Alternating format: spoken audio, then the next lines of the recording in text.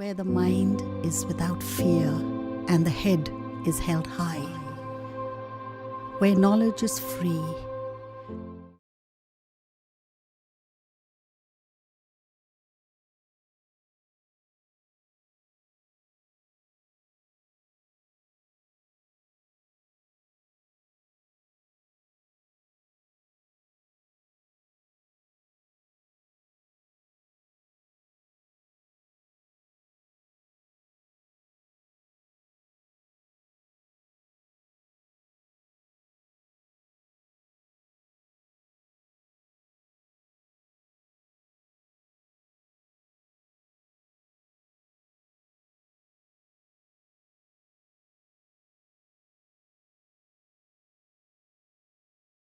তোমরা সবাই জানো দীর্ঘ 4 মাস যাবৎ গোটা বিশ্ব করোনা সংক্রমণে সংক্রমিত হয়েছে। এই পরিস্থিতিতে মালদা জেলা প্রশাসনের এই ক্লাস নেওয়ার উদ্যোগ যথেষ্ট প্রশংসনীয়। তো আমাদের ক্লাস 9 এবং 10 দুটো ক্লাসেরই সম্পূর্ণ সিলেবাসের উপরে পড়ানো হবে। বিভিন্ন সাবজেক্ট টিচাররা পড়াবেন। 10-এর যেমন ধরো 26টা চ্যাপ্টার আছে, প্রত্যেকটা চ্যাপ্টারে একটা টিচার এক দিনে পড়াবে। সময় হচ্ছে 1 ঘন্টা। এই 1 ঘন্টার মধ্যে আমরা যে কাজটা করব সেটা হচ্ছে প্রত্যেকটা চ্যাপ্টারে যে জিনিসগুলো তোমাদের প্রয়োজন, মনে রাখার প্রয়োজন, তোমাদের বুঝতে অসুবিধা হবে, যে সমস্ত ক্ষেত্রে ভুল হওয়ার সম্ভাবনা আছে, সেই জিনিসগুলোকে আমরা মনে করে দেওয়ার চেষ্টা করব। এই উদ্দেশ্যে আমরা আজকে ক্লাস শুরু করছি। তোমাদের যেটা দরকার হবে, যখনই তোমরা অঙ্কের ক্লাস করবে তখন তোমরা বই, নিজেদের পাঠ্য বই পশ্চিমবঙ্গ সরকারের এবং খাতা এবং কলম নিয়ে বসবে। কারণ আমি যে জিনিসগুলো বোঝাবো সেই জিনিসগুলো তোমাদের সঙ্গে সঙ্গে খাতায় করে নিতে হবে। এবং আমি দুটো কাজ করব, আমি বোঝাবো এবং ব্ল্যাকবোর্ডে লিখব, তোমরাও কিন্তু বুঝবে এবং নিজেদের খাতাতে করে নেবে। তাহলে কিন্তু এই ক্লাসটির উপযোগিতা সবচেয়ে বেশি হবে। এবং আরেকটা জিনিসও এই ক্লাসে তোমাদের মাথাতে রাখতে হবে, সেটা হচ্ছে কিন্তু মনোসংযোগটা 100% লাগবে। তাছাড়া কিন্তু আমাদের এই ক্লাস কিন্তু উপযোগী ছাত্রদের ক্ষেত্রে হবে না। মনোসংযোগটা 100% লাগবে। এবার আমি পড়ানো শুরু করছি। আজকে বিষয় হচ্ছে গণিত, ক্লাস হচ্ছে 10, বিষয় গণিত। আজকের পাঠ হচ্ছে কি সরল সুদ। তো আমাদের প্রথমেই জানতে হবে সুদটা কি জিনিস। সুদটা কি জিনিস প্রথমে বুঝতে হবে। যেমন তুমি যদি কোনো টাকা ব্যাংকে রাখো বা পোস্ট অফিসে রাখো, 100 টাকা তুমি পোস্ট অফিসে রাখলে 1 বছর পর দেখা গেল যে তোমার পাসবই 108 টাকা হয়েছে, অর্থাৎ তোমাকে অতিরিক্ত 8 টাকা দিয়েছে। এই অতিরিক্ত যে অর্থমূল্য সেটাকেই বলা হয় সুদ। আমরা সাধারণত দুরকম সুদের কথা জানি। আমাদের দুটোই ক্লাস 10-এর সিলেবাসে আছে, একটা হচ্ছে সরল সুদ আর একটা হচ্ছে চক্রবৃদ্ধি সুদ। যদি কোনো জায়গায় উল্লেখ না থাকে তাহলে বুঝতে হবে সেটা সরল সুদ। আজকে আমাদের পাঠ্য বিষয় হচ্ছে সরল সুদ। এখানে দুটো জিনিস আমাদের জানতে হবে সংজ্ঞা, একটা হচ্ছে উত্তম বর্ণ, একটা হচ্ছে অধবর্ণ। উত্তম বর্ণ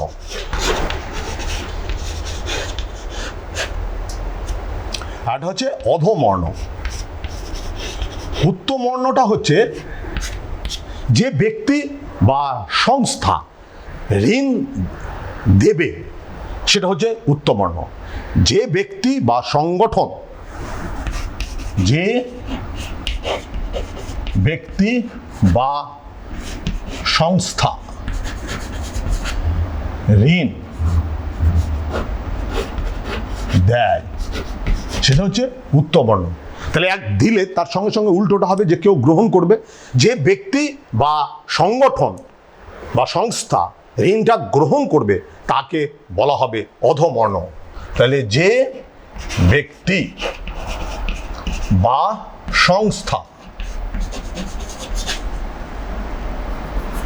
ঋণ নেয় সেটা হচ্ছে অধবর্ণ। তোমরা জানো যে আমাদের কিন্তু প্রত্যেকটা বিষয়ে এমসিকিউ আছে, এসএকিউ আছে, তারপর হচ্ছে সাবজেক্টিভ আছে। এমসিকিউয়ের জন্য কিন্তু বহু ক্ষেত্রে এই সংজ্ঞা দুটো লাগে। তাহলে উত্তম বর্ণ হলো যে ব্যক্তি বা সংস্থা ঋণ দেয় সে হচ্ছে উত্তম বর্ণ, আর যে ঋণ গ্রহণ করে সেটা হচ্ছে অধবর্ণ। এবার আমরা আসব কি করে সরল সুদটা হিসাব করব। তো সরল সুদ হিসাব করার আমাদের যেটা ফর্মুলা সেটা আমি প্রথমে ব্ল্যাকবোর্ডে লিখছি।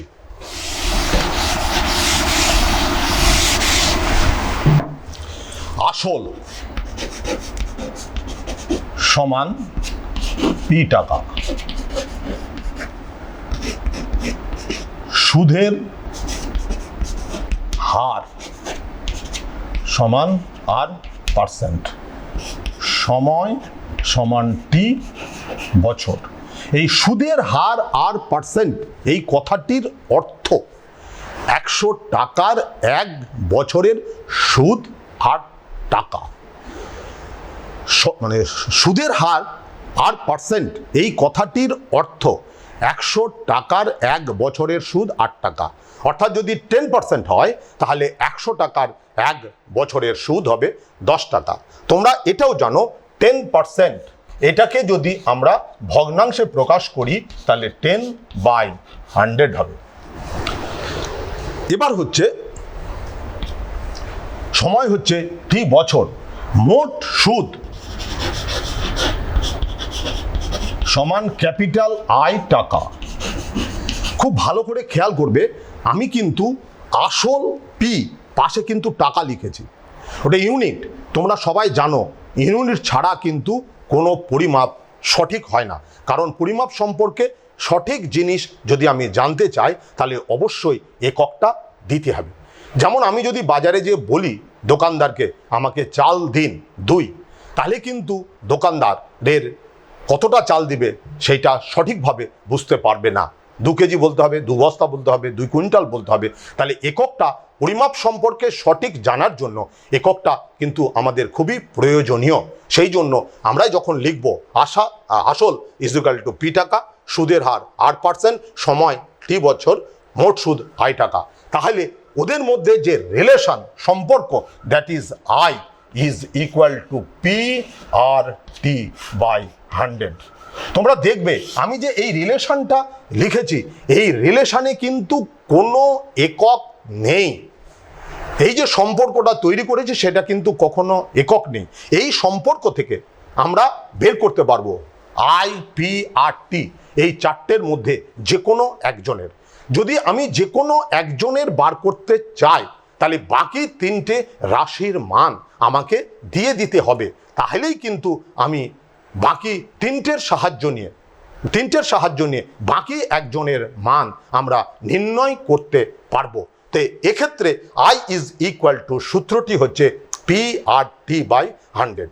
আচ্ছা, এই প্রসঙ্গে আমি একটা জিনিস বলতে চাই যে গতি মানে এককটা আসে কি করে। এককটা মূলত তোমরা ফিজিক্স পোর্শন যে পড়েছো 9-10-এ সেখান থেকেই কিন্তু এককটা আসে। প্রথম আমরা যেমন গতিবেগের সংজ্ঞা দিই, গতিবেগ সমান অতিক্রান্ত দূরত্ব বাই সময়। তোমরা জানো যে সিজিএস ইউনিট, এসআই ইউনিট আছে, তো অতিক্রান্ত দূরত্ব দ্যাট ইজ দৈর্ঘ্যের একক। আমরা জানি সিজিএস পদ্ধতিতে দৈর্ঘ্যের একক হচ্ছে সেন্টিমিটার আর সময়ের একক হচ্ছে সেকেন্ড। তাহলে এটা যদি অতিক্রান্ত দূরত্বটা যদি সেন্টিমিটার হয় আর সময়টা যদি সেকেন্ড হয় তাহলে সময়কে অতিক্রান্ত দূরত্বকে সময় দিয়ে ভাগ করলে এককটা আসবে সেন্টিমিটার পার হচ্ছে সেকেন্ড। সেন্টিমিটার হচ্ছে অতিক্রান্ত দূরত্বের একক, ভাগ করা হয়েছে সময় দিয়ে, সময়ের একক এটা, তাহলে সেন্টিমিটার পার সেকেন্ড হচ্ছে অতিক্রান্তের দূরত্বের একক। এই একক সম্বন্ধে তোমাদের সঠিক ধারণা থাকাটা প্রয়োজন। আমরা যখন সমাধানটা করব তখন কিন্তু সঠিক জায়গাতে সঠিক এককটি আমরা ব্যবহার করব। এবার মূল জিনিস যেটা আমরা এই সূত্রের সাহায্যে বের করব, তার প্রথম কাজই হবে আমি কোশ্চেনটা পড়ে আমি দেখব প্রথম কাজ কি আমাকে নির্ণয় করতে দিয়েছে। প্রথম কাজ আমাকে কি নির্ণয় করতে দিয়েছে, তারপরের কাজ আমাকে কি কি দিয়েছে। যেমন ধরো আমাকে সময়টা নির্ণয় করতে দিয়েছে, তখন আমাকে খুঁজে দেখতে হবে মোট সুদটা দেওয়া আছে কিনা আসলটা দেওয়া আছে কিনা, সুদের হারটা দেওয়া আছে কিনা। যদি দেওয়া থাকে তাহলে আমরা এই সূত্রটি প্রয়োগ করে আমরা অজ্ঞাত রাশি টি এর মানটি নির্ণয় করতে পারবো। তাহলে আমাদের প্রথম কাজ, যে কোনো পাটিগণিতের বা পরিমিতির ক্ষেত্রে বিশেষ প্রয়োজন যেটা, প্রথম আমাদের কোশ্চেন পড়ে কি নির্ণয় করতে হবে সেটা হচ্ছে প্রথম আমাদেরকে জানতে হয়। তারপর জানতে হয় কি কি দেওয়া আছে, তারপরের ধাপ আমি কি করে বের করব। এটা হচ্ছে অঙ্কশাস্ত্রের মূল জিনিস। এবার আমি যখন সমীকরণ তৈরি করব তখন যে যে জিনিসগুলো আমার দেওয়া আছে আমি কিন্তু সেইগুলোকে একক সহ লিখব কি কি দেওয়া আছে। তারপর আমি সমীকরণটা তৈরি করব। যে সমীকরণটা তৈরি করব সেই সমীকরণে চেষ্টা করব কোনো একক থাকবে না, অর্থাৎ এককবিহীন এই সমীকরণটি আমি তৈরি করব। সেখান থেকে রাশিটির মান নির্ণয় করার পর আমি যখন উত্তর লিখব তখন কিন্তু আমি এককটা আবার দেব। তাহলে শুরুতে একক থাকবে, মাঝে যে ইকুয়েশন তৈরি করব সেখানটা এককবিহীন হবে, এবার যখন আমি উত্তর লিখব তখন কিন্তু আবার আমি এককটি দেব। আমি একটা অঙ্ক উদাহরণ দিয়ে করে দেখাচ্ছি যে অঙ্কটা কি করে সমাধান করতে হয়। দেখো,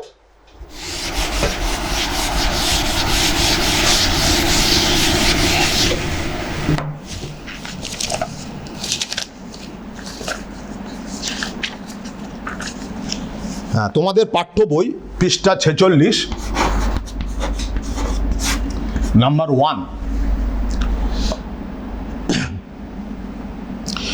প্রথম অঙ্ক, দুই বন্ধু একসঙ্গে একটা ছোট ব্যবসা চালাবার জন্য বার্ষিক 12% সরল সুদের হারে একটা ব্যাংক থেকে 15,000 টাকা ধার নিল। তাহলে 12% সরল সুদের হারে যা ধার নিয়েছে, কত টাকা নিয়েছে? 15,000 টাকা।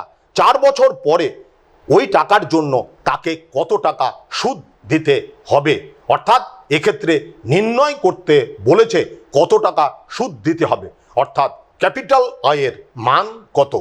আমরা শুরু করব প্রথমে যে সুদের হার, যেটা যেটা দেওয়া আছে, সুদের হার সমান 12%। আমি বলেছি কি বের করতে হবে সেটা দেখলাম, আমাকে বের করতে হবে ক্যাপিটাল আয়। প্রথম বার করতে হবে ক্যাপিটাল আয়।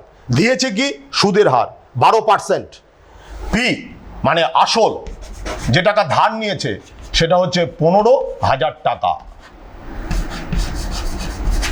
আসল সমান 15,000 টাকা, সময় সমান 4 বছর। সুদের হার 12%, আসল 15,000 টাকা, সময় হচ্ছে 4 বছর। এইটা আমার দিয়ে দিয়েছে।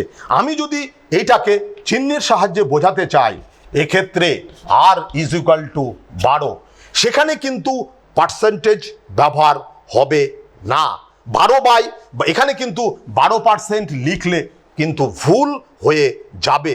এখানে R is equal to only 12, কারণ আমাদের ফর্মুলাটির পরিবর্তিত আকার I is equal to P R T by 100, অর্থাৎ পার্সেন্টেজকে সামান্য ভগ্নাংশে পরিণত করলে যে 100 দিয়ে ভাগ করা হয় সেটা আগেই দেওয়া আছে, ছাত্ররা যাতে ভুল না করে সেটা দেওয়া আছে। তাহলে এক্ষেত্রে কিন্তু আমাকে শুধুমাত্র লিখতে হবে আর ইজ ইকুয়াল টু 12, আসল পি সমান 15,000, টি সমান 4। আমি যদি টিতে বছর লিখি তাহলে টি এর ক্ষেত্রে বছর গুণ বছর, বছর স্কোয়ার হবে।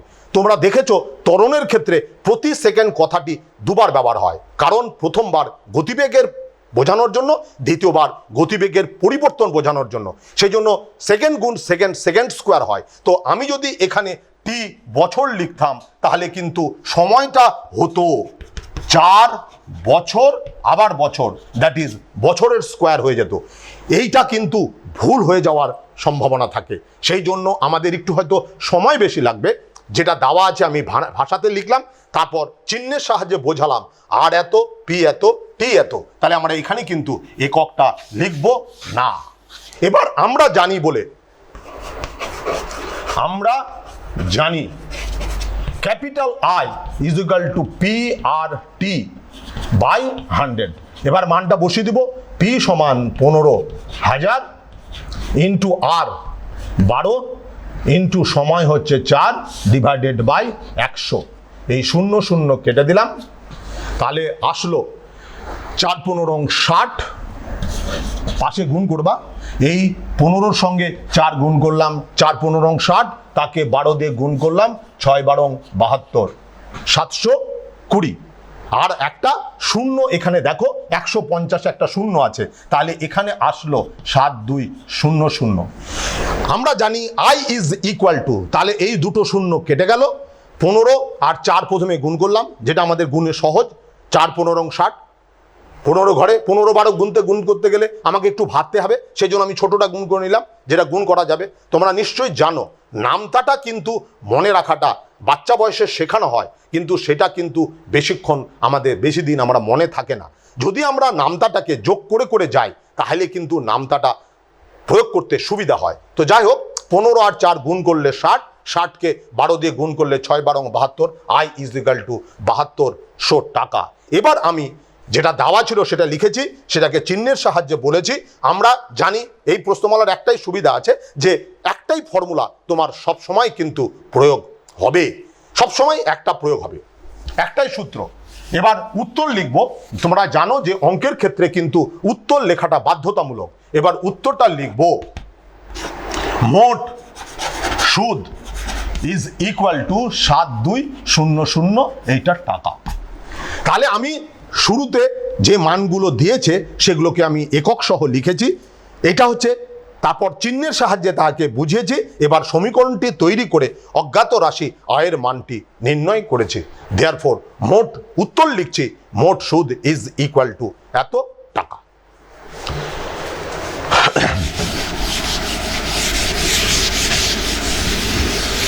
এবার চলে আসছি, তোমরা জানো যে আমরা ব্যাংকে যখন টাকা রাখি তখন যেদিন আমরা টাকাটা রাখবো আর যেদিন আমরা টাকাটা তুলব, এই দুদিনের মধ্যে আমাকে কিন্তু যে কোনো একটা দিন আমাকে বাদ দিতে হবে হিসাব। কারণ আমি আজকেই টাকা দিলাম, তাহলে কিন্তু আজকের দিনটা আমি সুদ পাবো না, সেটা হতে পারে, অথবা আমি যেদিন টাকা তুলব সেই দিনে সুদ পাবো না। যে কোনো একটা দিন আমাকে বাদ দিতে হবে, এটাই হচ্ছে নিয়ম। তো সেই নিয়ম অনুযায়ী দেখা যাচ্ছে 2 নম্বর অঙ্ক, 2005 সালের 1 জানুয়ারি থেকে 27 মে পর্যন্ত বার্ষিক 6% সরল সুদের হারে 2000 টাকার সুদ কত হবে। আবার কিন্তু আমাদেরকে 2000 টাকার সুদ নির্ণয় করতে বলেছে। তাহলে কি কি দিয়েছে? আসল দিয়েছে, সুদের হার দিয়েছে, আর সময়টা কিন্তু আমাদেরকে আগে যেমন 4 বছর বলে দিয়েছিল, এখানে কিন্তু সময়টা সঠিকভাবে দেওয়া নেই, আমাকে সময়টা কিন্তু নির্ণয় করতে হবে। তো সময়টা যদি নির্ণয় করতে হয় তাহলে আমি হিসাব করব জানুয়ারি মাসে আমি কত দিনের সুদ পাবো। সেটা হচ্ছে 1 জানুয়ারি, আমি প্রথম দিনটাকে বাদ দিলাম, 31 জানুয়ারি হচ্ছে টোটাল, এই জানুয়ারিতে 31 দিন, তার মধ্যে আমি কিন্তু একদিন বাদ যাবে। তাহলে আমি টাইমটা মানে দিন সংখ্যাটা আমি ক্যালকুলেশন করে দেখাচ্ছি। নাম্বার 2, জানুয়ারি,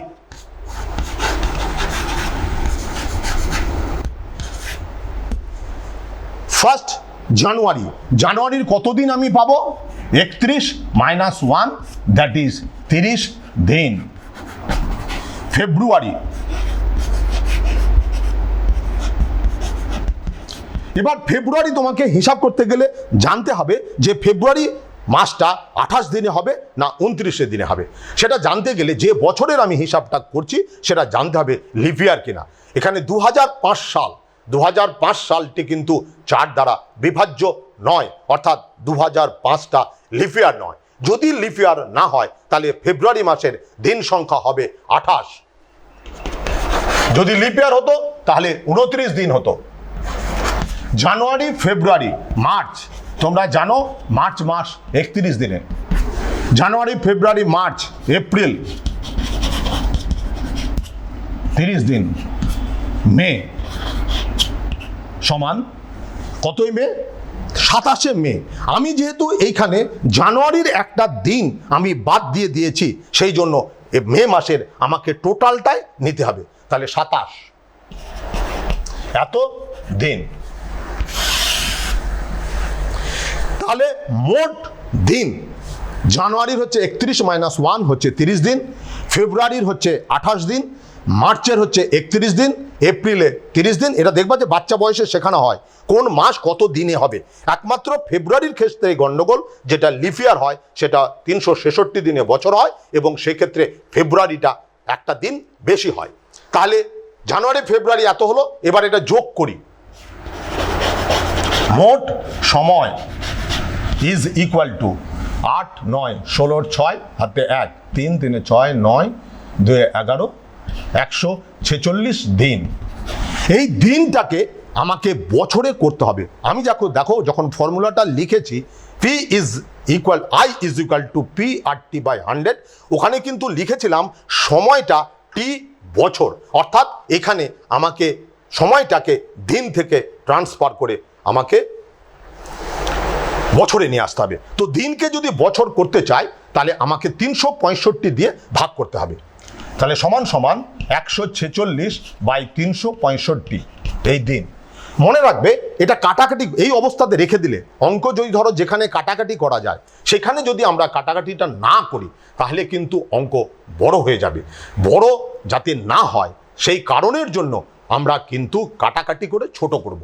এখন প্রশ্ন হচ্ছে 146 আর 305 এই সংখ্যাটি কোন সংখ্যা দ্বারা দুজনেই বিভাজ্য।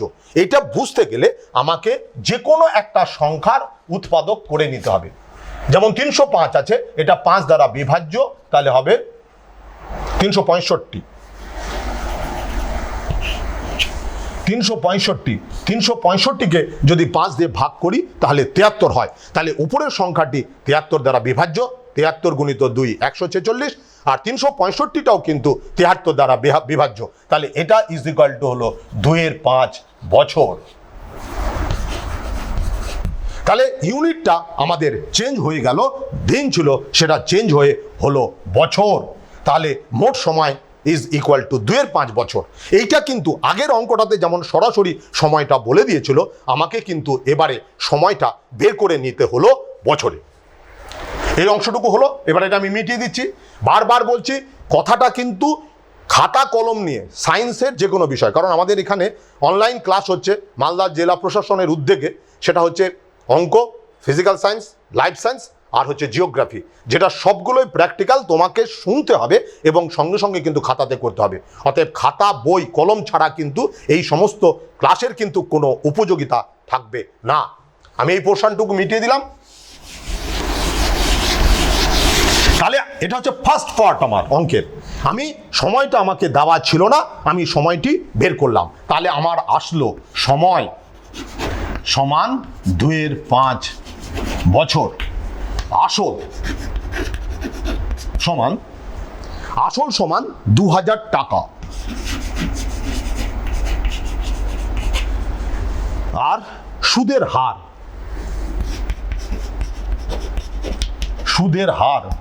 সমান 6%। সুদের হার সমান 6%। এবার আমি এইখান থেকে গাণিতিক রূপ দিলাম, t is equal two 2/5, p সমান 2000, আর ইজ ইকুয়াল টু 6। হয়তো আমার এই জিনিস লেখাগুলো একটু অতিরিক্ত হচ্ছে, কিন্তু তার সুবিধাটা হচ্ছে যে তোমার এককটা সঠিকভাবে বেরাবে। এইটা হচ্ছে দেওয়া আছে, সেগুলোকে আমি গাণিতিক রূপ দিলাম। এবার লিখব, আমরা জানি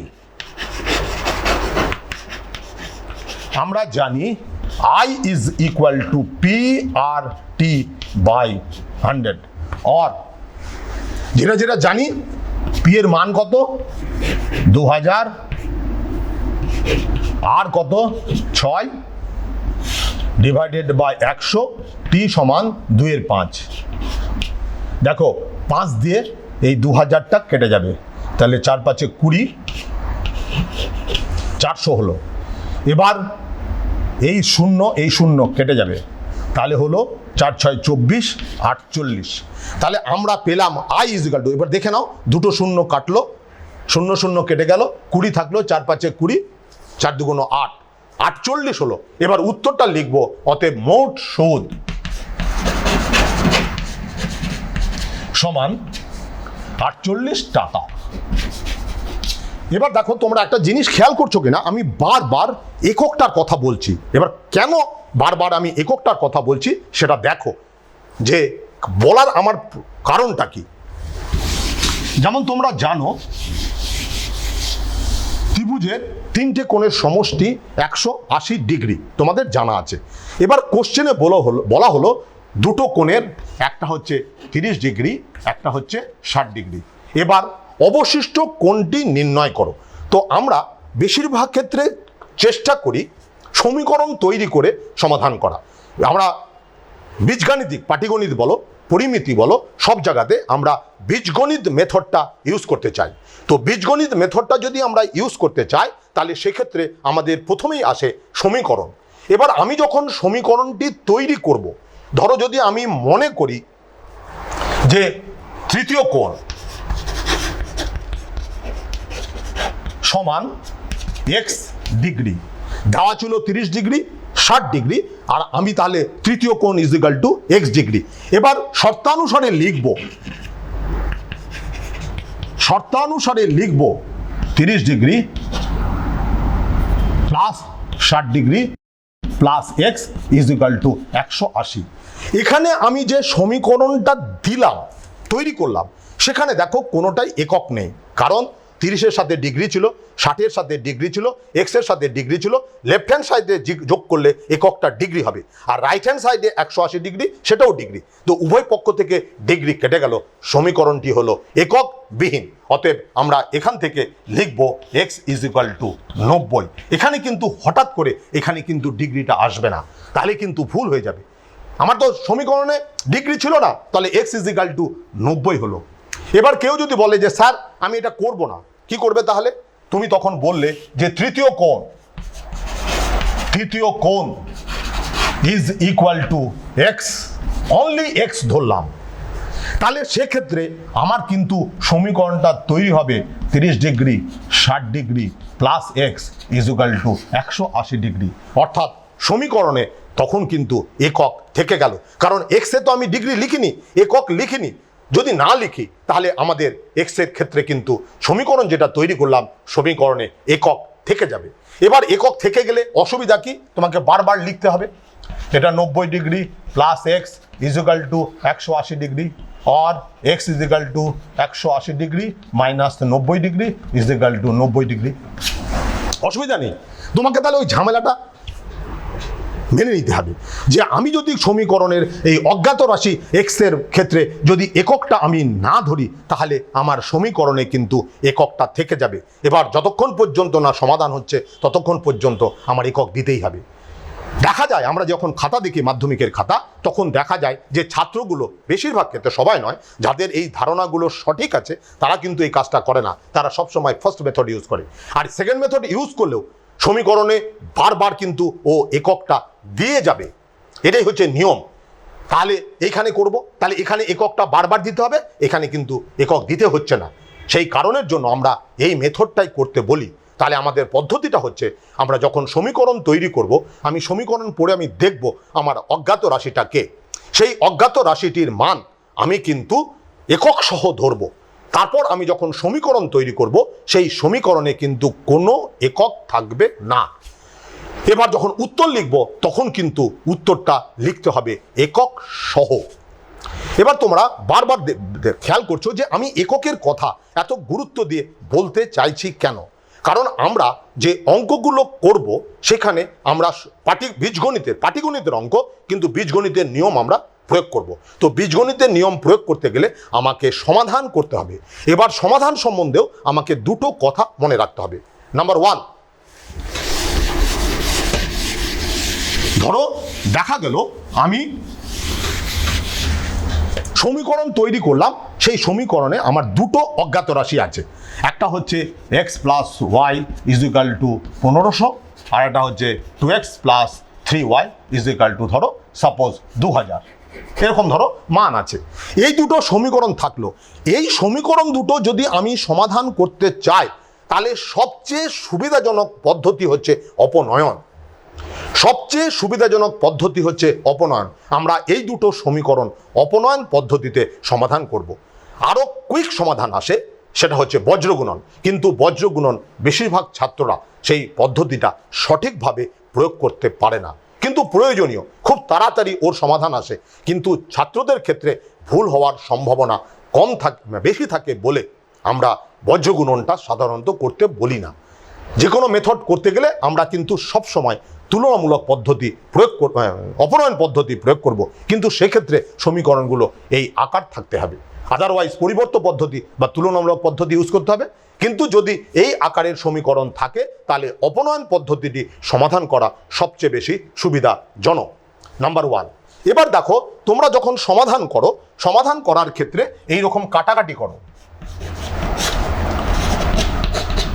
ধরো কোনো একটা সমীকরণ এরকম আসলো, 4x is equal to 4x by 5 is equal to 8। এবার আমি এখান থেকে 4টা কেটে দিলাম, কেটে দিয়ে 2 হলো, তাহলে x ইজ ইকুয়াল টু 2 গুণিত 5। এখন প্রশ্ন হচ্ছে, আমি উভয় পক্ষ থেকে 4 কেটে দিলাম, সেখানে কিন্তু কোনো সমস্যা নেই। কেন? এক্সটা 4 হচ্ছে কখনো 0 হতে পারবে না। এবার যখন আমি সমাধান করব, তখন যদি কোনো অজ্ঞাত রাশিকে কাটি, অর্থাৎ আমি যে রাশিটির মান নির্ণয় করতে চাই সেটাকে যদি আমি কাটি, তাহলে আমাকে খেয়াল করতে হবে সেটা যেন 0 না হয়। কেন? তারই কারণ আমি ব্যাখ্যা করছি। সমাধানের ক্ষেত্রে এই কথাটা কিন্তু আমাকে মাথাতে রাখতে হবে। যেমন 2x square is equal two 5x। তোমরা জানো এটা হচ্ছে দ্বিঘাত সমীকরণ। আমাদের আগের দিন ক্লাসে দ্বিঘাত সমীকরণটি আলোচনা হয়েছে। তো 2x square is equal two 5 হচ্ছে দ্বিঘাত সমীকরণ। কেউ যদি এখান থেকে এক্সটা কেটে দেয়, দুই পক্ষেই তো এক্স আছে, এখান থেকে এক্স কেটে দিল, এটা এক্স হলো, তাহলে হলো 2x ইজ ইকুয়াল টু 5, তাহলে এক্স ইজ ইকুয়াল টু 5/2। তাহলে দ্বিঘাত সমীকরণে তোমরা জানো দুটো বীজ সাধারণত আসে। সেই দুটো বীজের মধ্যে কোনো বীজ সমীকরণকে সিদ্ধ নাও করতে পারে, কিন্তু দ্বিঘাত সমীকরণ মানে কিন্তু দুটো বীজ আসবে। তাহলে এখানে আমার একটা বীজ কমে গেল, কেন? আমি এক্সটা কেটে দিয়েছি। এবার দেখো এক্সটা কাটা যাবে কিনা সেটা তোমাকে বুঝতে গেলে, কেন যাবে বা যাবে না সেটা দেখো। আমি সবগুলোকে একদিকে নিয়ে আসলাম, তাহলে এক্স কমন নিলাম, 2x মাইনাস 5 ইকুয়াল টু 0, তাহলে এক্স ইজ ইকুয়াল টু 0 আর 5/2। তাহলে এই 0 মানটা ওই সমাধান থেকে বাদ চলে গেছে, কারণ তুমি উভয় পক্ষ থেকে এক্সটা কেটে দিয়েছো। এবার এক্স তুমি কাটতে পারবে কিনা সেটা তোমার খেয়াল রাখতে হবে। এক্স কাটতে পারবো কিনা সেটা বোঝার সবচেয়ে ভালো রাস্তা এই সমীকরণটাতে। প্রদত্ত যে সমীকরণ আছে সেই সমীকরণে 0 বসিয়ে দেখো যে দুই পক্ষ সমান হচ্ছে কিনা। তাহলে 2 into 0 is equal two 5 into 0। তাহলে এক্স এর মান যদি এখানে 0 বসায়, তাহলে লেফট হ্যান্ড সাইড 0 হচ্ছে, রাইট হ্যান্ড সাইড 0 হচ্ছে, অর্থাৎ এক্স ইজ ইকুয়াল টু 0 হলে এই সমীকরণটি সিদ্ধ হয়, অর্থাৎ এক্স এর মানটি 0 হবে। তাহলে এক্স এর মান তুমি কেটে দিয়েছো, তাহলে কেটে দেওয়ার জন্য এক্স যে 0 সমাধানটি আসার কথা সেই মানটি তোমার বাদ চলে যাবে।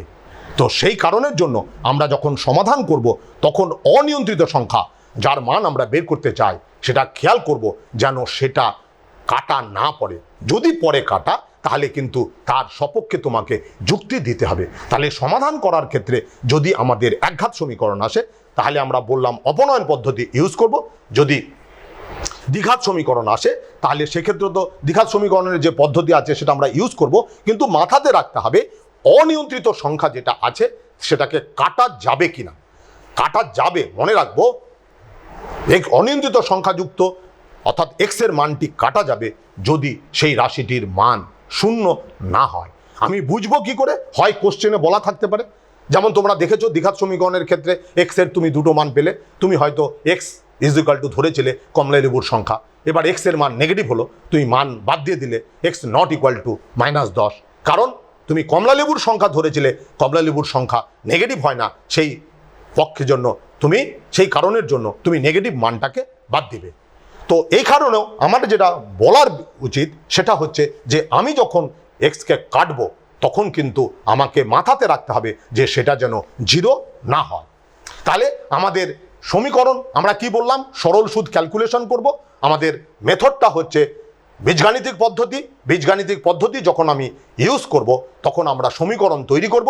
সমীকরণ তৈরি করার ক্ষেত্রে যদি এই ধরনের সমীকরণ আসে ax plus by is equal two c, px plus qy is equal two r। যদি এই দুই ধরনের সমীকরণ আসে তাহলে আমরা অপনয়ন পদ্ধতিটা ইউজ করব। তো সেই প্রসঙ্গেই এবার আমি একটা অঙ্ক করে দেখাচ্ছি সমীকরণ সমাধান করে।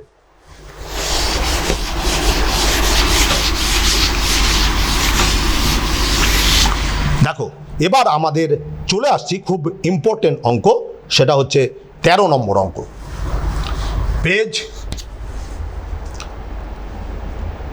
46 নাম্বার 13। দেখে নাও কোশ্চেনটা পড়ছি, কোনো মূলধন একই বার্ষিক শতকরা সরল সুদের হারে 7 বছরে সুদে আসল বা সবৃদ্ধিমূল কথাটির অর্থ সুদ এবং আসলের যোগফল। তাহলে দাঁড়াচ্ছে সুদের হার 7 বছরে সুদে আসলে 7100 টাকা হয় এবং 4 বছরে সুদে আসলে 6200 টাকা হয়। মূলধন এবং বার্ষিক সরল সুদের হার নির্ণয় করো। আমি শুরুতেই বললাম আমাকে কোশ্চেন পড়ে প্রথম জানতে হবে আমাকে কি নির্ণয় করতে দিয়েছে। আমি কোশ্চেন পড়ে দেখলাম যে আমাকে বের করতে দিয়েছে মূলধন এবং সুদের হার। আমরা এই চ্যাপ্টারে মূলধন বলতে পি টাকা ধরি আর সুদের হার বলতে 8 টাকা ধরি। অন্য কোনো কিছু রাশি ধরলে কোনো আপত্তি নেই, আমরা এটা অভ্যস্ত। না ধরলেও আমি লিখবো আসল x টাকা সময় n বছর, তাতে কিন্তু কোনো কিছু আসবে না। কিন্তু আমরা যেখানে মূলধন এবং শতকরা সরল সুদের হার আমাকে নির্ণয় করতে দিয়েছে, আমি কোশ্চেন পড়ে দেখলাম যে মূলধন এবং সরল সুদের হার আমাকে বের করতে বলেছে। তাহলে আমার প্রথম কাজ ওই দুটো জিনিস ধরে নেওয়া। ধরি 13 নম্বর অঙ্ক, ধরি আসল সমান পি টাকা, সুদের হার সমান r%। এবার দুটো ক্ষেত্র আছে। প্রথম ক্ষেত্রে 7 বছরে সুদে আসলে 7100 টাকা হয়। তাহলে 7 বছরের সুদ is equal to P R T by 100। ফর্মুলাটা মুখে মুখে বললাম, পি আর টি বাই 100। এখানে টিটা হচ্ছে 7 বছর, তাহলে 7 বছরের সুদ সমান এত টাকা। পাশে টাকা, এই যে সুদ টাকা, যদি আমি সুদ লিখে যদি সুদ এটা লিখতাম তাহলে আমার তো জানাতো এত কি টাকা না পয়সা না কি, বুঝতে পারতাম না। সেই জন্য এককটা কিন্তু খুব গুরুত্বপূর্ণ। এটা হচ্ছে প্রথম ক্ষেত্রে। তারপরে আছে 4 বছরের সুদ, ওই টাকারই 4 বছরের সুদ। 4 বছরের সুদ সমান পি আর ইন্টু 4/100 টাকা। এবার আমরা সমীকরণ তৈরি করব সুবিধার্থে। আমরা দেখো এখানেও পি আর বাই 100 আছে, এখানেও পি আর বাই 100 আছে, ওটাকে আমরা ওয়াই ধরে নিব। তাহলে এটা হলো 7y টাকা, এটা হচ্ছে 4y টাকা, যেখানে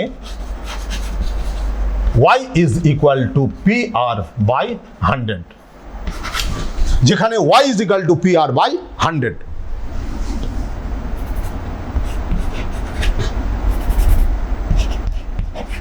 তাহলে আমরা পেয়ে গেলাম 7 বছরের সুদ হচ্ছে 7y টাকা আর 4 বছরের সুদ হচ্ছে 4y টাকা। এবার কিন্তু আমরা সমীকরণটি তৈরি করব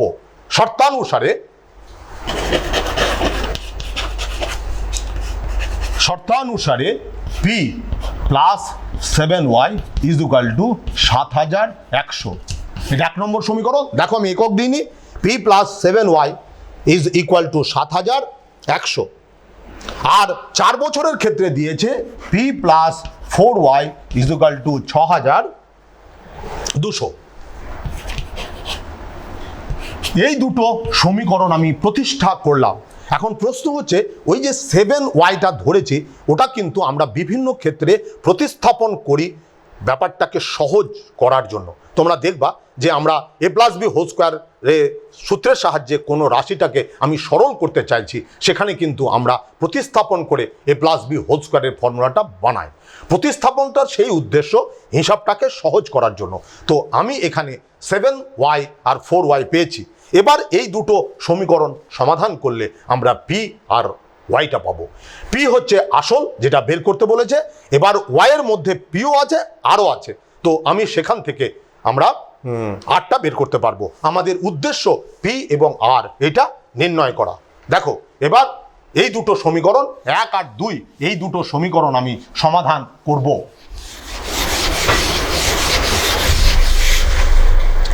তাহলে সমীকরণ দুটোকে পাশাপাশি লিখি। P plus 7y is equal to 7100, P plus 4y is equal two 6400।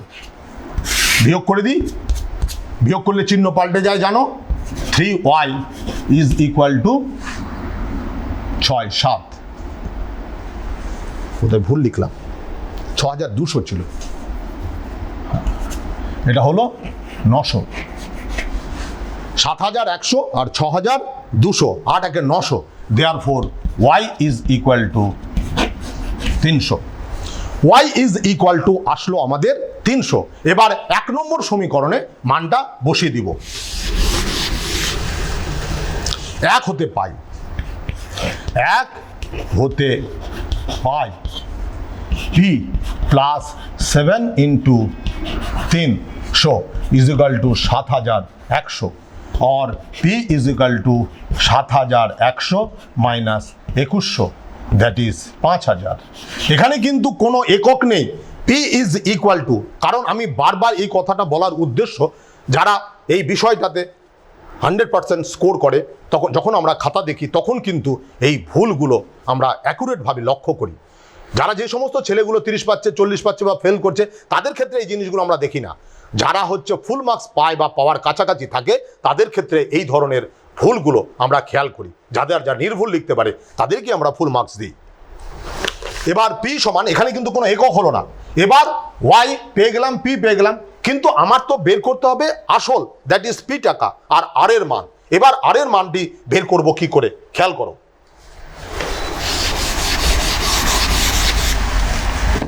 আর এর মান বের করতে হবে, তাহলে যেহেতু y is equal to 300, y মানে P R by 100 is equal to 300, और পি মানে হচ্ছে 5000 ইন্টু আর বাই 100 ইন্টু 300। দেখো এবার আমি এইগুলোকে কাটাকাটি করে ছোট করে নিব। নিয়ম হচ্ছে আমরা যখন বীজগণিত পদ্ধতিতে সমাধান করব, সেখানে সব সময়ের জন্য যখনই কাটাকাটি যাবে আমরা কিন্তু কাটাকাটি করে সহজ করে নিব। তো কাটাকাটি করে সহজ করলে এই দুটো শূন্য কেটে দিলাম, থাকলো 50। 50কে 300 দিয়ে কাটলাম, 6 হলো। অতএব আর ইজ ইকাল টু 6। দেখো আমার দুটো অজ্ঞাত রাশি ছিল পি এবং আর, আমি দুটোরই মান নির্ণয় করতে পেরেছি। এবার উত্তর লিখব। অতএব আসল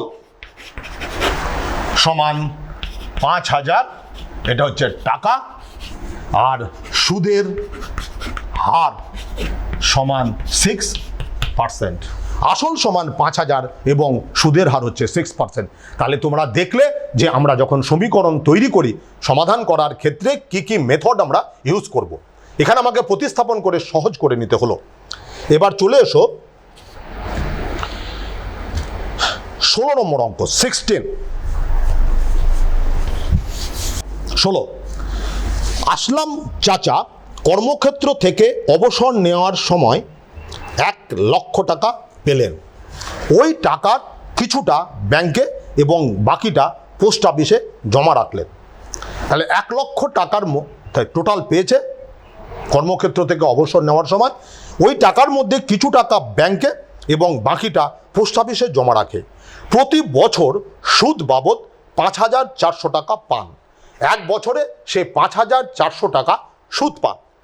ব্যাংকে এবং পোস্ট অফিসে সরল সুদের হার বলে দিয়েছে। ব্যাংকের ক্ষেত্রে 5% আর পোস্ট অফিসের ক্ষেত্রে 6% রাখে। তিনি কোথায় কত টাকা জমা রেখেছিলাম হিসাব করি। তাহলে আমি এই কোশ্চেনটা পড়ে দেখতে পাচ্ছি যে তিনি চেয়েছে যেটা সেটা পোস্ট অফিসে কত টাকা রেখেছিলেন এবং ব্যাংকে কোথায় রেখেছিলেন কত টাকা। তো এটা ধরার ক্ষেত্রে সেটা আমার উপর যেহেতু সম্পূর্ণ নির্ভর করে, কেউ ধরতে পারে যে ব্যাংকে রেখেছিল এক্স টাকা, তাহলে পোস্ট অফিসে রাখবে 1 লক্ষ মাইনাস এক্স টাকা। তো সেইখানে ক্যালকুলেশনটা বড় হয়ে যাওয়ার সম্ভাবনা থাকে। আমি বলছি না যে সবসময় হবে, কিন্তু আমি সেখানে যদি একটা ভেরিয়েবল না ধরে যদি আমি দুটো ধরি, তাহলে আমার মনে হয় যে সমাধানটা আরও বেশি সুবিধাজনক হয়। যেমন আমি ধরে নিব তিনি আমাকে যেহেতু বের করতে বলেছে তিনি ব্যাংকে কত টাকা রাখেন, পোস্ট অফিসে কত টাকা রাখেন, যেহেতু বের করতে বলেছে আমি দুটো ভেরিয়েবল ধরবো, এক্স আর ওয়াই। তাহলে ধরি ব্যাংকে রাখেন এক্স টাকা এবং পোস্ট অফিসে রাখেন ওয়াই টাকা, তাহলে ওই দুজনের যোগফল হবে 1 লক্ষ টাকা। দেখো তাহলে আমাদের 16 নম্বর, ধরি আসলাম চাচা ব্যাংকে রাখেন এক্স টাকা, পোস্ট অফিসে রাখেন ওয়াই টাকা। ব্যাংকে রাখেন এক্স টাকা, পোস্ট অফিসে রাখেন ওয়াই টাকা। তাহলে প্রথম শর্ত এই দুজনের যোগফল 1 লক্ষ টাকা। তাহলে শর্তানুসারে X plus Y is equal to 1 lakh. এখানেও তোমাদের একটা বলি এই প্রসঙ্গে, যখন একাধিক শূন্য থাকে তখন কিন্তু লেখার সময় গুণে গুণে শূন্যটা বসাবা। এখানে দেখে নাও, এখানে আছে 5টা শূন্য, আমি 5টা শূন্যটা লিখলাম কিনা 3 2 5। অনেক ক্ষেত্রে শূন্য ছুটে যায়, আর অঙ্কশাস্ত্র জানো যে কোনো জায়গাতে শূন্য ছুটে গেলেই তার 0 হয়ে যাবে। অর্থাৎ এখন আমাদের টোটালটা 0 দেওয়া হয় না, পার্ট মার্কিং, যতটুকু ঠিক হয় তার উপরে আমরা নাম্বারটা দিয়ে থাকি, এটা সরকারি নির্দেশ। তো যাই হোক, তাহলে প্রথম সমীকরণ হলো এত 1 নাম্বার। আর একটা এখানে যেহেতু দুটো অজ্ঞাত রাশি, তো দুটো অজ্ঞাত রাশির মান সঠিকভাবে নির্ণয় করতে গেলে আমাকে আরেকটা সমীকরণ লাগবে, সেটা দেওয়া আছে, মানে তোমাকে বের করতে হবে। ব্যাংকে সুদের হার, পোস্ট অফিসে সুদের হার 5%, ব্যাংকে হচ্ছে 6%। তাহলে 6% হারে এক্স টাকার 1 বছরের সুদ সমান, ফর্মুলা মনে করব, পি এক্স আর 6t1/100 এত টাকা। 6% হারে এক্স টাকার 1 বছরের সুদ হচ্ছে 6x/100 টাকা। এটা হচ্ছে পোস্ট অফিসে। পোস্ট ব্যাংকে হচ্ছে, হ্যাঁ না ভুল লিখে ফেললাম, 6% হারে এক্স টাকা নয়, ব্যাংকে রেখেছি এক্স টাকা, ব্যাংকের সুদের হার 5%। ব্যাংক এবং পোস্ট অফিসে ব্যাংকের সুদের হার, তাহলে এখানে ব্যাংকে হবে, ব্যাংকে 5% হারে এক্স টাকার 1 বছরের সুদ হচ্ছে 6x/100। এখানে কিন্তু কাটাকাটি হবে, কিন্তু নিচে 10, 100, 1000 এগুলো থাকলে এখন কাটাকাটি করবে না। যখন আমরা সমাধানের শেষ পর্যায়ে পৌঁছে যাব তখন কাটাকাটি করব, কারণ 10, 100 দিয়ে গুণ করা আমাদের পক্ষে বেশি সুবিধাজনক। এখানে কাটাকাটি গেলেও কাটাকাটিটা করব না। তাহলে 6x 5% আছে, তারও ব্যাংকে পোস্টে 5% আছে, 5% হারে, তাহলে 5x/100 এত টাকা। পোস্ট অফিসে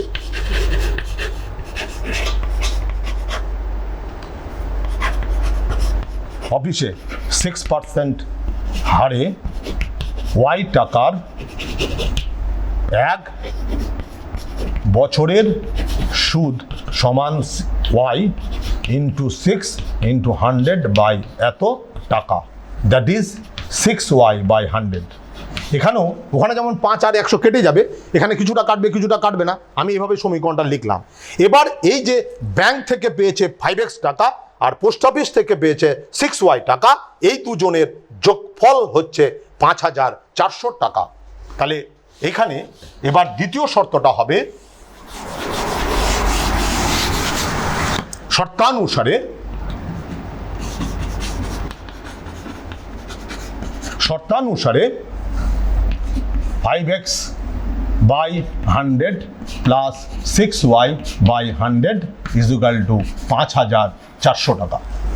এবার আমরা কি করব, দুজনের ক্ষেত্রেই 100 দিয়ে ভাগ আছে, তো 100 দিয়ে গুণ করে দিলাম। 5x plus 6y equal to 54, দুটো শূন্য ছিল, আরও দুটো শূন্য হলো। এটা 2 নম্বর সমীকরণ। এই দুটো সমীকরণ সমাধান করে আমরা x আর y এর মানটি বের করব। এখানে যে পদ্ধতিটা আমরা ব্যবহার করব সেই পদ্ধতিটা হচ্ছে অপনয়ন। তো এখানে আমরা অপনয়ন পদ্ধতিটা কি করে ব্যবহার করব দেখে নাও। 1 নম্বর সমীকরণকে আমি 5 দিয়ে গুণ করব, তাহলে আসবে 5x plus 5y is equal two 5 লক্ষ। 1 2 3 4 5 6, একটা বেশি হয়ে গেছে। আর দ্বিতীয় সমীকরণে আছে 5x plus 6y is equal to 5400। এবার যদি বিয়োগ করি তাহলে মাইনাস ওয়াই চিহ্ন পাল্টে যাবে, minus Y is equal to minus 40,000। Therefore Y is equal to 40,000। দেখো আমার কিন্তু একটু হয়তো লেখাটা বড় হলো, কিন্তু ক্যালকুলেশনের কোনো জটিলতা আমার থাকলো না। আমরা অপনয়ন পদ্ধতিতে আমরা খুব সহজেই তার সমাধানটা করতে পেরেছি। ওয়াই এত, তাহলে এক্স ইজ ইকুয়াল টু 60,000 টাকা। এবার উত্তর লিখব, পোস্ট অফিসে ব্যাংকে রাখে 60,000 টাকা আর পোস্ট অফিসে রাখে 40,000 টাকা। অতএব উত্তর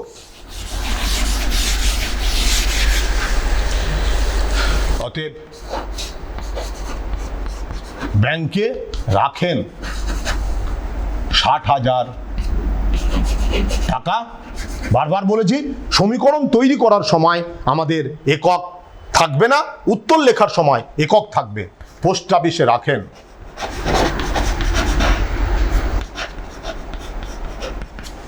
পোস্ট অফিসে রাখেন 40,000 টাকা। তাহলে আমরা দেখলাম সমীকরণ সমাধান করার ক্ষেত্রে অপনয়ন পদ্ধতিটা বেশি সুবিধাজনক। আর একটা জিনিস আমরা, কারণ এখানে যেহেতু একটাই ফর্মুলা, একটা ফর্মুলাকেই তোমাকে ঘুরিয়ে ফিরিয়ে প্রয়োগ করবে সুবিধা আছে, তো যেটা আমাকে গুরুত্ব দিতে হবে সেইটা আমরা কি করে এই সমাধানটি সহজ করে করতে পারি তার উপরেই গুরুত্ব দিতে হবে। তার জন্যই আমি একটা প্রয়োগ দেখাচ্ছি। দেখো 46 পৃষ্ঠার ঠিক ওপরে প্রয়োগ বলে দেওয়া আছে, 34 নম্বর প্রয়োগ।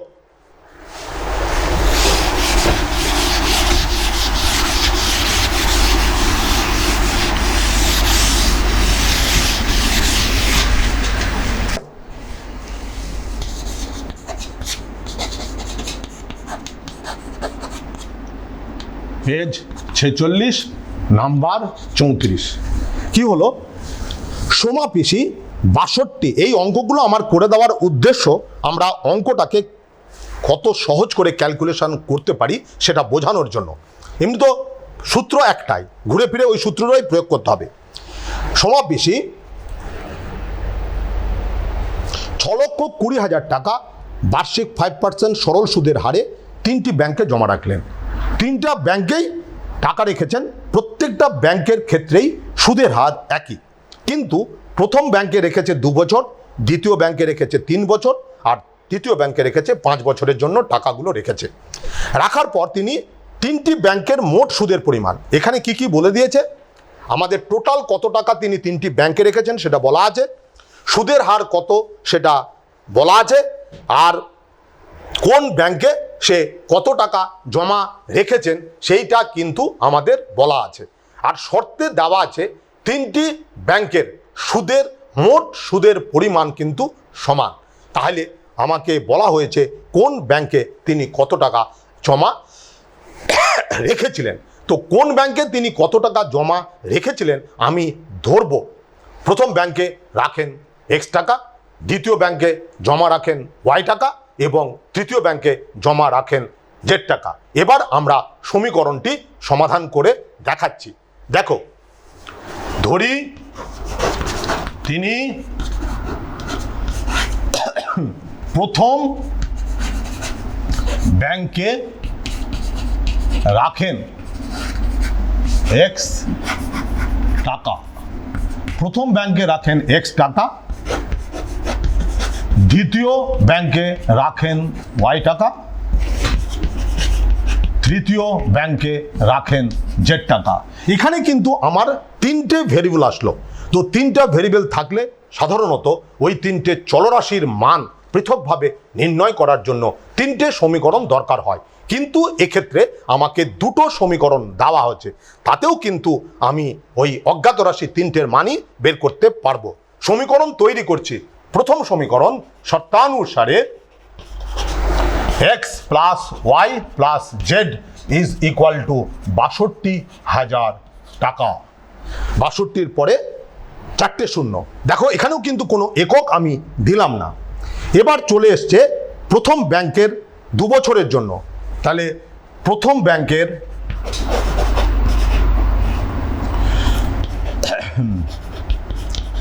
ব্যাংকের মোট সুদ রেখেছি x টাকা, সুদের হার হচ্ছে 5%, রেখেছি 2 বছরের জন্য।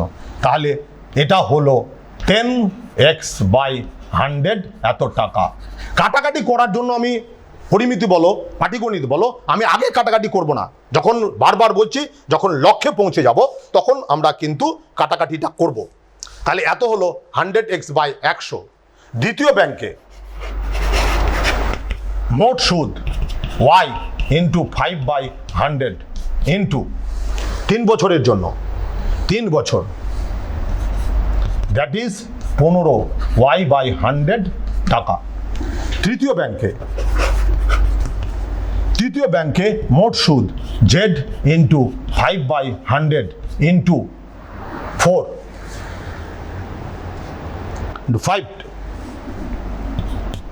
সমান 25/100 টাকা। এবার বলেছে ওই তিনটি ব্যাংকের মোট সুদগুলো সমান হবে। তাহলে শর্তানুসারে, দ্বিতীয় শর্তানুসারে আমাদের আসবে 10x/100 is equal two 15y/100 is equal two 25z/100 or 10x is equal to 15y is equal to 25z। 100 দিয়ে গুণ করে দিলাম। এবার প্রত্যেকটাকে 5 দিয়ে ভাগ করব। 2x is equal to 3y equal to 5z। এই যে ইকুয়েশন, এইটার ক্ষেত্রে একটা জিনিস আমরা ইউজ করব, সেটা এই যে সংখ্যাগুলো 2, 3, 5 এরা সামনে আছে, আমরা যে কাজটা করব এই রাশিটার উভয় পক্ষকে 2, 3, 5-এর যেটা লসাগু 2, 3, 5, 2, 3, 5-এর যেটা লসাগু 3 দুগুণ 6, 30 দিয়ে প্রত্যেকটাকে ভাগ করব। তো 30 দিয়ে যদি প্রত্যেকটাকে ভাগ করি তাহলে আসবে x/15 y/10 equal to z/6। x/15 y/10 is equal two z/6 is. তাহলে এই যে রাশিমালা x/something y/something z/something, অর্থাৎ x y z এর আমরা অনুপাতটি পেয়ে গেলাম। এখানে লিখতে হবে ইকুয়াল টু কে ধরি, যেখানে কে নট ইকুয়াল টু 0। এই প্রসঙ্গে তোমাদের আমরা একটা কথা বলে রাখি, তোমরা ভেদের ক্ষেত্রে ভেদ ধ্রুবক কে ধরো, সমানুপাতের ক্ষেত্রে সমানুপাত ধ্রুবক কে ধরো, ওখানে কিন্তু প্রতি ক্ষেত্রেই লিখে দিতে হবে কে নট ইকুয়াল টু 0। আমরা যখন মাধ্যমিকের খাতা দেখি, ইনস্ট্রাকশনে বলা থাকে কেউ যদি বা কোনো যদি ছাত্র যদি 0 না লেখে তাহলে কিন্তু তার 1 নম্বর করে কাটতে হবে। তো 1 নম্বর করে যদি আমাকে কাটতে হয় তাহলে বুঝতে পারছো 3টে অঙ্ক থাকলে 3 নম্বর এমনি কেটে যাবে। সেই জন্য খুব সতর্কভাবে ওইখানে কিন্তু লিখতে ভুলবেন না কে নট ইকুয়াল টু 0। দেখো এবার আমার কিন্তু সমাধান করাটা অনেক সহজ হয়ে গেছে। কি হলো? এটা ছিল 1 নম্বর ইকুয়েশন। এবার এখান থেকে আসছি x is equal two 15k, y is equal two 10k, z is equal two 6k। এবার এই মানটা 1 নম্বর সমীকরণে বসিয়ে দিলাম। তাহলে 15k plus 10k plus 6k is equal to 6 2 গুণে গুণে 0 1 2 3 4 এখানে হলো 31K is equal to 6 to 1 2 3 4, therefore K is equal to 6200, চারটে 0 বাই 31, এই 31 এটা কেটে গেলে 2 হবে, দ্যাট ইজ 2 এর পর চারটে 0, 31 2 62, তাহলে কে এর মান বেরালো তোমার কিন্তু 20,000 টাকা। আমি 6,20,000 টাকা রেখেছি, এখানে পেলাম 20,000 টাকা। অতএব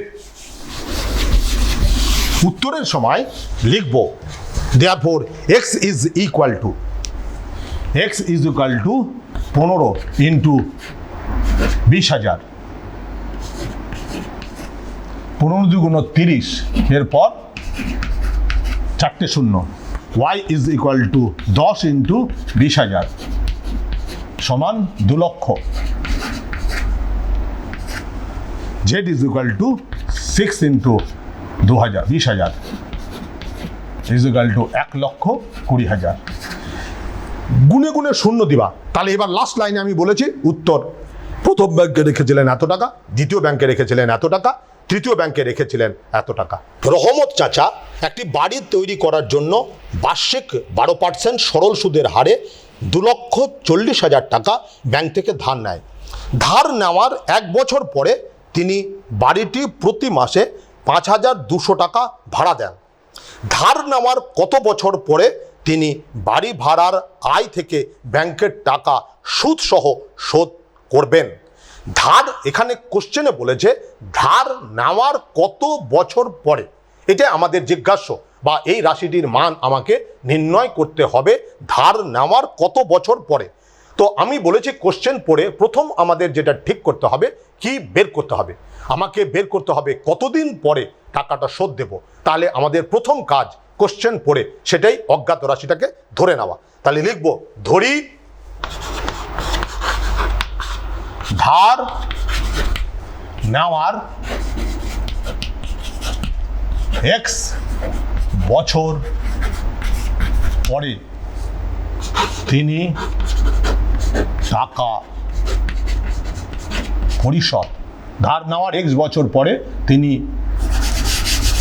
তিনি সুদসহ ধার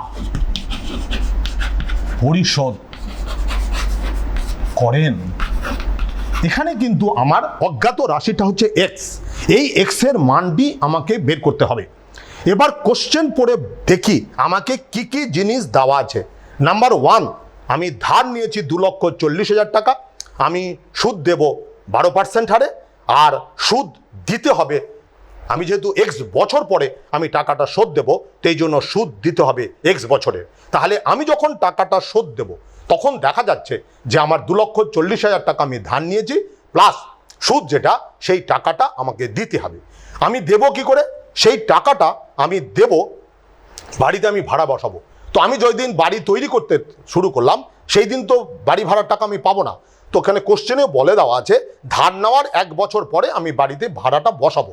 তাহলে কিন্তু আমাকে যদি x বছরের সুদ দিতে হয়, কিন্তু আমি বাড়ি ভাড়া পাবো x-1 বছরের, x-1 বছরের কিন্তু আমি বাড়ি ভাড়াটা পাবো। সেই x-1 বছরের বাড়ি ভাড়া দিয়ে আমি সুদও দেব, আমি আসলও দেব। এবার আমি সমীকরণটি তৈরি করে আমি অজ্ঞাত রাশি, তাহলে আমি কি কি দেওয়া আছে আমি বললাম, দেওয়া আছে কত টাকা আমি ধার নিয়েছি, আমি কত বছরের জন্য নিয়েছি, কত % সুদের হার, সব কিছু আমার বলা আছে। এবং সেই টাকাটা শোধ করব কি করে, আমি টাকাটা বাড়ি ভাড়া দিয়ে সেই টাকাটা আমি শোধ করব। কিন্তু আমি যদি ধরো প্রতি মাসে আমি যদি টাকাটা দিয়ে দিতে পারতাম তাহলে কিন্তু আমার হিসাবটা একরকম হতো। কিন্তু আমি কি করব, টাকাটা আমি বাড়িতে জমিয়ে রেখে আমি একবারে টাকাটা দেব। আমি কিন্তু প্রতি মাসে বা প্রতি বছরে আমি টাকাটা দেব না, আমাকে দিতে হবে ঠিক x বছর পরেই আমাকে সমস্ত টাকাটাই পরিশোধ করতে হবে। এবার দেখো আমি ইকুয়েশনটা তৈরি করছি কি করে। মোট ধার ইজ ইকুয়াল টু 2,40,000 টাকা। বারবার বলেছি শূন্য গুনে গুনে দেব, 24, তারপরে হচ্ছে 4টে 0। মোট ধার সুদের হার সমান 12%। সময় সমান এক্স বছর, এটা আমি ধরেছি, এটার মানই আমি বের করব। এটার মান বের করার জন্যই কিন্তু আমি সমীকরণটি তৈরি করব। তাহলে মোট সুদ formula PRT by 100, that is 240000 into 12/100 into X, এত টাকা। দেখো এখানে যখনই সুদ লিখছি এখানে পাশে কিন্তু ইউনিট লাইন লিখছি। আজকের আমার আলোচ্য বিষয় কিন্তু এই জায়গাতেই আমি বারবার বলার চেষ্টা করছি, এককটা কিন্তু নির্ভুলভাবে দিতে হবে। তাহলে মোট সুদ হলো এত টাকা। তাহলে সুদ আসল, সুদ প্লাস আসল is equal two 241234 plus 2400 into 12x/100। এখানে কাটাকাটি যাবে। আমি বারবার বলেছি সমীকরণ যখন তৈরি করব আমি কিন্তু আগে কাটাকাটিটা করব না। আমি যখন লক্ষ্যে পৌঁছানোর যাব তখনই কিন্তু আমি কাটার চেষ্টা করব। তাহলে সুদ যোগ আসল ইজ ইকুয়াল টু এত টাকা। এবার আমি কত দিনে টাকাটা শোধ দেব? দেখো x-1 বছরের বাড়ি ভাড়া প্রতি মাসে 5200 টাকা, এক বছরে 5200 ইন্টু 12 ইন্টু x-1 বছর। আমি কিন্তু এক্স বছরের বাড়ি ভাড়া পাবো না, কারণ আমাকে বাড়িটা তৈরি করার এক বছর পরে ভাড়াটা দিতে হয়েছে। অতএব এত টাকা হলো 5200 ইন্টু 12 ইন্টু x-1। এবার শর্তানুসারে আমরা বারবার বলেছি আমাদের ধরার ক্ষেত্রে যতগুলো অজ্ঞাত রাশি থাকবে আমি কিন্তু ঠিক ততগুলো সমীকরণ তৈরি করব। এখানে আমাদের একটাই অজ্ঞাত রাশি, দ্যাট ইজ এক্স। এখান থেকে আমরা এক্স এর মান বের করব। দেখো শর্তানুসারে 241234 plus 241234 into 12x/100 is equal two 5200 into 12 into x-1। দেখো অনেক জায়গাতে কাটাকাটি গেছে, আমি কিন্তু কোনো কাটাকাটি করিনি। এবার এখান থেকে কমন নেব। এই সমীকরণটি সলভ করলেই আমাদের এক্স এর মানটা বেরিয়ে আসবে। কমন নিলাম 2400 1 plus 12x/100 is equal two 5200 into 12 into x-1। এখান থেকে আমি এক্স এর মানটি বের করব। এবার দেখো আমার আছে 5200 টাকা, 2,40,000। দেখো এই 12 দিয়ে যদি প্রথমে শূন্যগুলো কেটে নিই, শূন্য কাটলাম, তারপর 12 দিয়ে কাটবো। 12 দিয়ে কাটলে হবে 12 × 2 = 24, দুটো শূন্য। এবার আসলো 200 into 1 plus 12x/100 is equal two 52 into x-1। এখনই কিন্তু 52 দিয়ে গুণ আমি করব না, আরও কাটাকাটি যাবে। দেখো প্রথমে যখন কাটাকাটি যাচ্ছিল আমি করলাম না, এখন আমি যতটা পারবো কেটে আগে ছোট করে নেব, তারপর গুণ ভাগগুলো আমি করব। এখানে 52কে যদি 4 দিয়ে ভাগ করি তাহলে এটা হবে 13, আর এটাকে যদি 4 দিয়ে ভাগ করি তাহলে হবে 50। এবার গুণ করলে হলো 50 plus 12x/2 is equal to 13x minus 13।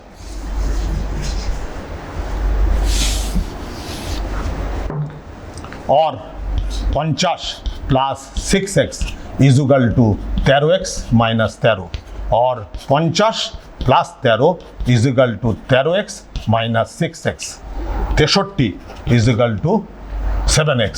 অতএব x is equal to 9। এবার উত্তরটা লিখব। ধার নেওয়ার 9 বছর পরে তিনি সমস্ত টাকাটি শোধ দেন। কেউ যদি বলে যে না, উত্তরটা যদি কেউ বলে যে বাড়ি ভাড়া দেওয়ার 9 - 1 8 বছর পরে টাকাটা শোধ দেয়, তাহলেও কিন্তু সেটা সঠিক অ্যান্সার। আমি উত্তরটাকে দুভাবেই লিখতে পারি। উত্তরটা চেয়েছে যদিও ধার নেওয়ার কত বছর পরে, তো আমি লিখব ধার নেওয়ার 9 বছর পরে সমস্ত টাকা শোধ দেয়। অতএব উত্তর ধার নেওয়ার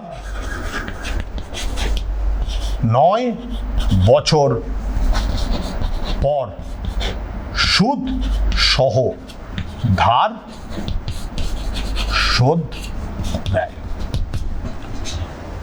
এখানে আমরা ক্লাস শেষ করলাম। এই চ্যাপ্টারের যতটুকু জিনিস আমাদের বোঝানোর ছিল আমরা চেষ্টা করলাম বোঝানোর। তোমাদের যদি এর পরেও কোনো জিজ্ঞাসা থাকে তাহলে কিন্তু রাজ্য সরকার আরেকটাও ব্যবস্থা করেছে, সেটা হচ্ছে ডাউট ক্লিয়ারিং ক্লাস। সেটা হয়তো খুব শীঘ্রই শুরু হয়ে যাবে।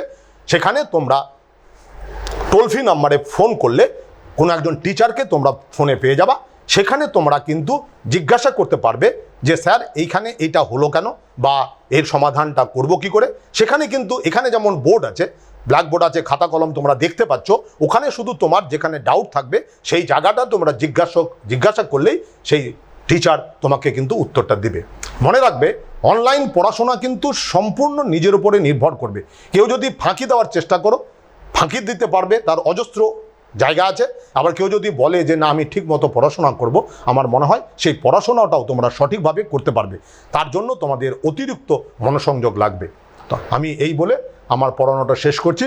তোমরা ভালো থেকো বলে আমার করাটা শেষ হলো। না।